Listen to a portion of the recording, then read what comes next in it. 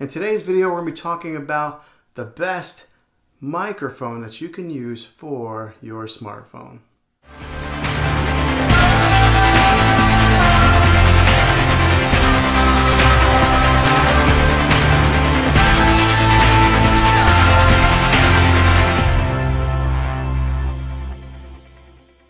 Hey guys, Juan here. Thanks for stopping by my channel and checking out this video.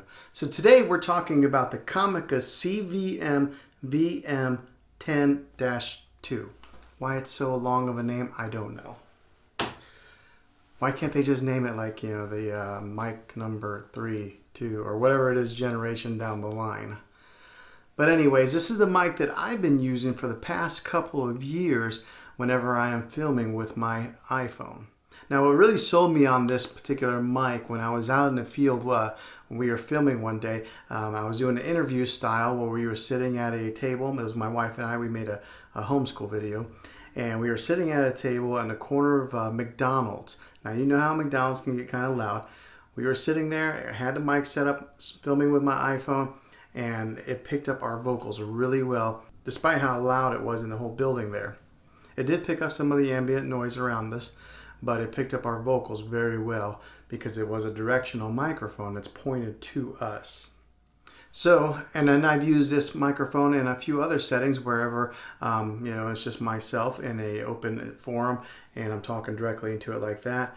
And I've also used this microphone whenever I went out vlogging and I had my phone attached to a gimbal or like a Joby tripod with it pointed that way. So I've used it in different settings and I really recommend this budget microphone. Now when it comes to microphones, I know you can spend all kinds of money, especially if you get into the more name brand microphones like Rode or Deity or one of those other major popular brands. This one here is Comica. Now I wasn't real familiar with them. I don't know exactly how many different lines of products that they have, but they are pretty popular when it comes to making the smartphone microphones. Now this one I got here, it comes with one of those foam housings that you put on the microphone, and you can get what's called a dead cat, that furry looking piece that you just stick on there also that helps block the wind. Now currently I am filming right now with it attached into my iPhone 11 Pro. So it's pointed, it's probably about 2 feet from me right now, filming with the iPhone with it pointed directly at me right now. So this is the audio that this particular microphone is capturing right now. Now let's go ahead and unhook the Comica microphone to see what the difference would be with having it attached or going with just the onboard microphone that's on the iPhone. Let's do that now. Okay, so now we have it unhooked and we're just going with the onboard microphone like this. Now, it's not bad even without the microphone. These smartphones are so good at picking up audio nowadays. So, I mean, if you didn't need an external mic, you don't have to get one. You can still make YouTube videos without it. But if you wanted to up your game a little bit and capture a little bit better audio, this is the microphone that you would end up using. But yeah, this is what it sounds like without the microphone. Let's go ahead and get it hooked back in. Now one other thing, if you are using this with a newer iPhone where they've taken away the headphone jack, you will have to use the Apple adapter that they put in there to use this particular microphone. And if you don't have that Apple adapter, I'll have a link in the description below of where you can get one. If I were you, I'd go ahead and just grab 2 or 3 of those just to have them on hand. Because I've been in situations where I brought my microphone and forgot that adapter. For example, I went to go film this video yesterday and I didn't have that little Apple adapter, so I ended up having to go home, get it, and I had it today. So it's just one of those annoying things whenever you're filming. So if you have extras, you don't run into those kind of problems.